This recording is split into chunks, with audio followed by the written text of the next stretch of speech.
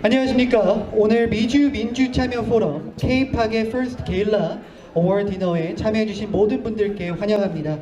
오늘 이제 메인 키노트 스피커로서 캘리포니아 30지구를 대표하고 계시는 브래드 셔먼 연방 하원 의원을 앞으로 모시겠습니다.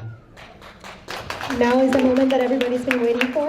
It is my absolute honor to invite our keynote speaker of the night, Congressman Brad Sherman.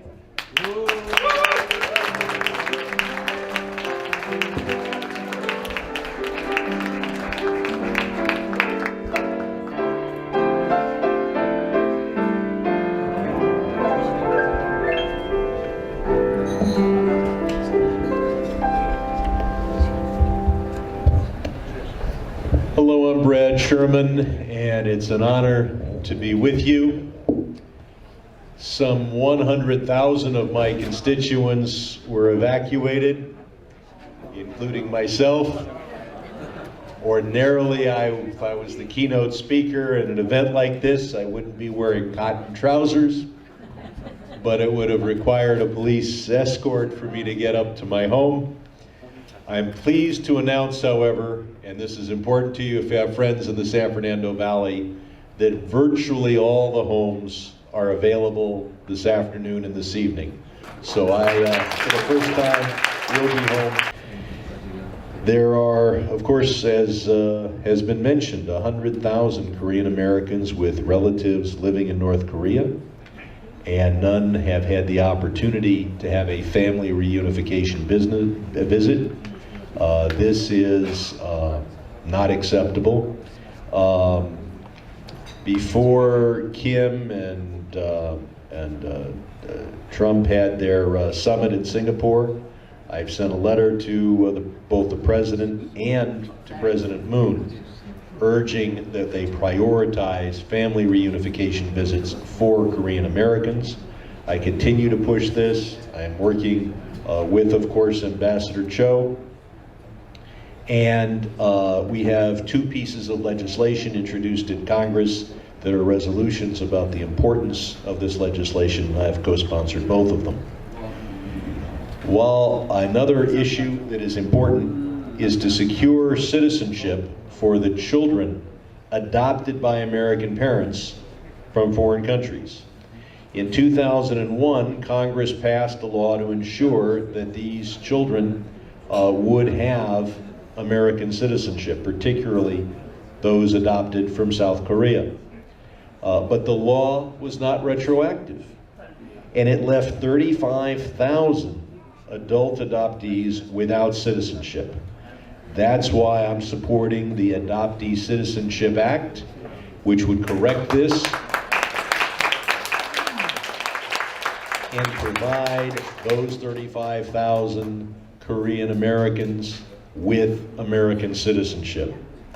And this ought to, and of course I support comprehensive immigration reform, which just naturally comes out of my serving the San Fernando Valley, where every week I meet people that are hardworking, dedicated, raising families in my district, and then I find out they're afraid they could be deported for no.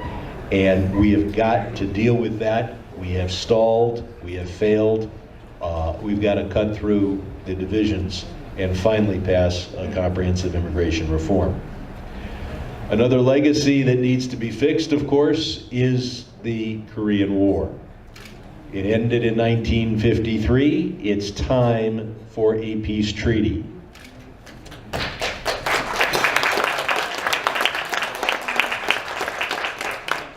You should know that Congressman Ro Kahana and I have an amendment in the National Defense Bill right now that instructs the executive branch to use diplomacy to conclude the Korean War, because the Korean War is over. Now, this is must-pass legislation. It's the big bill that deals with all of our national security issues and all of our defense issues. We have this amendment in the House version. I am a member of the conference committee that's trying to blend the House and Senate versions together, and it is so important that we go on record in Congress saying it is time to end the Korean War, which obviously ended just before I was born in 1953. Now, if we're going, well, let me see. I do want to mention the importance of human rights in North Korea. I've joined my colleagues in introducing the North Korean Human Rights Reauthorization Act, and I, of course, co-sponsored bills that have become law, namely the North Korean Human Rights Bill of 2012 and of 2008. We are doing more broadcasting. We're getting electronic devices and providing, and I've co-sponsored the North Korean Child Welfare Act to focus on the children of North Korea. But ultimately, the most important thing we can do is bring peace to the Korean Peninsula. And the key element there is to deal with the nuclear issue. The entire foreign policy establishment, every think tank, everyone at the State Department, for at least 20 years has been chanting over and over, CIVID, complete, verifiable, irreversible disarmament. And everybody's in favor of that if we can get it.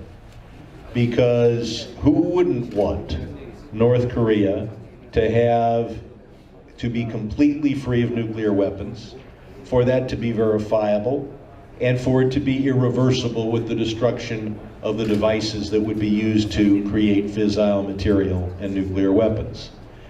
But the fact is, do not think that Chairman Kim can be pushed quite that far. And so I'm the only voice in foreign policy circles saying that at this point we should be willing to settle for less. And I understand this from a North Korean perspective. I was there when North Korea was seeking a non-aggression pact with the United States. I supported it, and then Vice President Cheney, who was really running American foreign policy in the early part of this century, said hell no, because Vice President Cheney was dreaming of aggression against North Korea. Going through that experience, I can see how the North Korean regime would be a little reluctant to give up an important part of its arsenal. And of course, as North Korean diplomats point out to our diplomats again and again, Saddam Hussein gave up his nuclear program, or Gaddafi in Libya gave up his nuclear program. They're both dead. One pretty much at the hands of the United States. And so I think that if we're going to get through this deadlock, we should be willing to agree for something less than CIVID. And that is to say, North Korea would retain a very limited number of nuclear weapons. There would be highly monitored. That would be sufficient for North Korea's security, and at the same time it would make the world safer. Now the foreign policy establishment all says, oh, we can't possibly live with that. They've been saying that for 20 years. And every year, North Korea's centrifuges spin, and every year, North Korea has more fissile material, more nuclear weapons, more missiles, more rockets, and I go to them and I say, well, how has this year been?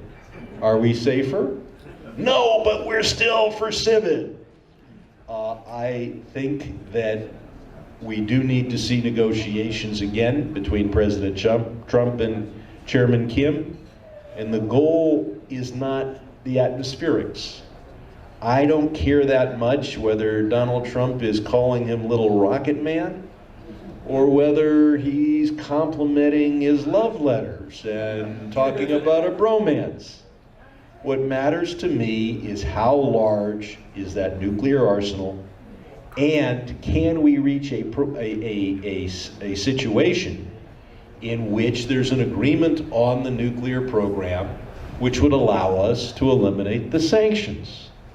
Because while we want those sanctions to be aimed only at the elite of North Korea, there's no way to aim them all that specifically, and you have an effect on many, many millions of North Koreans who are blameless. And if we can get through this nuclear issue, the 28,000 American soldiers standing side by side with their South Korean counterparts, many of them at the DMZ, which I visited and had a chance to talk to our troops there, will be an awful lot safer than they are today. So I look forward not to a perfect world. I look forward to a perfect world someday. But I look forward in the shorter term not to a perfect deal, but to one that can actually be achieved, that can be a situation where the North Koreans feel that they are not subject to attack, and at the same time that they are not creating more and more nuclear devices that are obviously dangerous for the entire world. And of course, once we have sanctions relief, the first part of that road, an important part of that relief, is the Kaesong Industrial Zone. This is a way for small South Korean businesses and maybe small businesses in the United States to participate. It's a way to provide jobs and employment, and it's a natural thing for us to do in a situation in which we have an effort to provide the benefits of trade to North Korea, whereas right now we're doing everything possible to deprive North Korea.